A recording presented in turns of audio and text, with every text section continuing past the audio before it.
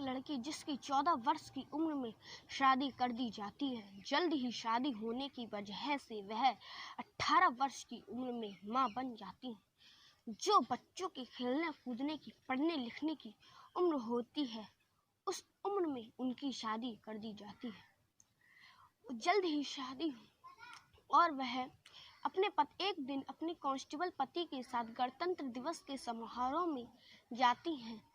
उस समारोह में अपने कांस्टेबल पति को ऊंची रैंक के अधिकारियों को सैल्यूट करते देखा तो बन गई आईपीएस ऑफिसर। अस्सलाम वालेकुम, नमस्ते, सत श्री अकाल।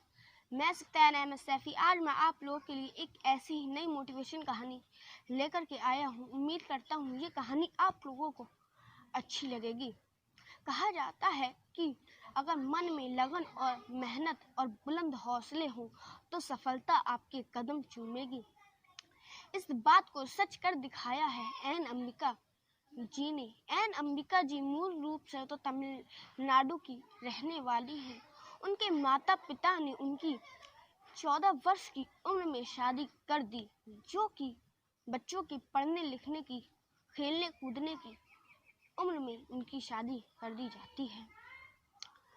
जल्द ही शादी होने की वजह से वो 18 वर्ष की उम्र में मां बन गई।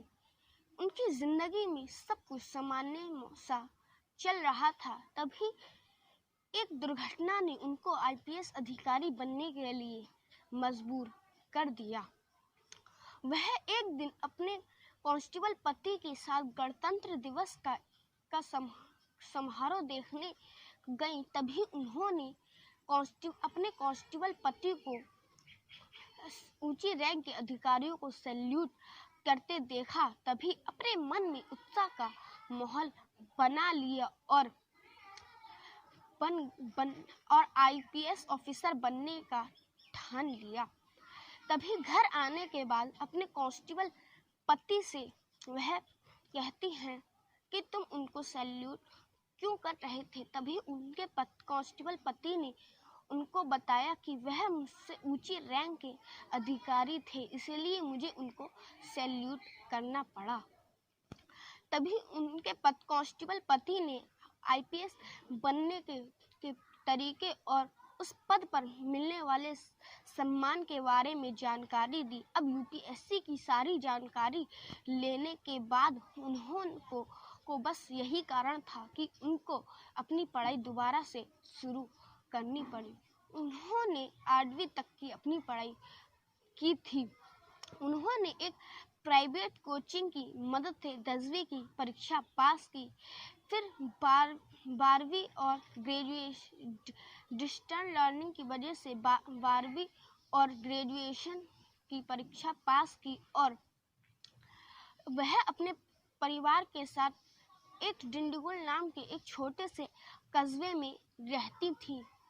वहां पर यूपीएससी का कोई भी कोचिंग सेंटर नहीं था। बस यही कारण था कि उनको चेन्नई में रहकर के यूपीएससी की तैयारी करनी पड़ी। उनके पति ने भी उनकी की हर पल सपोर्ट और उनके पति ने चेन्नई में उनके रहने और खाने पीने का भी इंतजाम कर दिया। और उनके पति ने उनकी फुल सपोर्ट भी की और नौकरी के साथ साथ उन्होंने बच्चों को भी संभालना शुरू कर दिया। 3 सफलता हासिल करने के बाद उनके पति ने और उनके परिवार वालों ने कहा कि अब वापस आ जाओ यूपीएससी की परीक्षा के लिए। और वह यूपीएससी की परीक्षा में 3 बार फेल भी हो गई। तभी उनके पति और उनके परिवार वाले भी बहुत निराश हुए और उन्होंने कहा कि अब वापस आ जाओ। पर अंबिका जी ने अभी हार नहीं मानी थी और उन्होंने इतनी मेहनत की थी। अगर वह अपने घर पर वापस आ जाती तो उनकी सब मेहनत पानी में मिल जाती।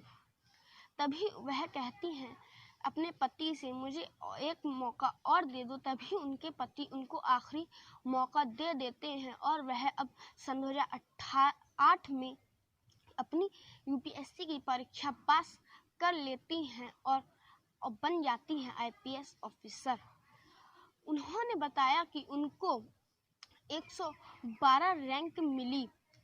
उन्होंने ये भी बताया कि अब वह अपने परिवार के साथ आईपीएस ऑफिसर बन के अब सुख शांति से रह रही हैं और शांति से रह रही हैं। अब उनको किसी चीज़ की दिक्कत भी नहीं है। दोस्तों, अगर आप लोगों को यह वीडियो अच्छी लगी हो तो हमारी वीडियो को लाइक करें। अगर हमें कोई सुझाव देना है तो हमें कमेंट करें। कल फिर मिलते हैं एक ऐसी ही नई मोटिवेशन कहानी के साथ। अस्सलाम वालेकुम, नमस्ते, सत श्री अकाल, जय हिंद, जय भारत।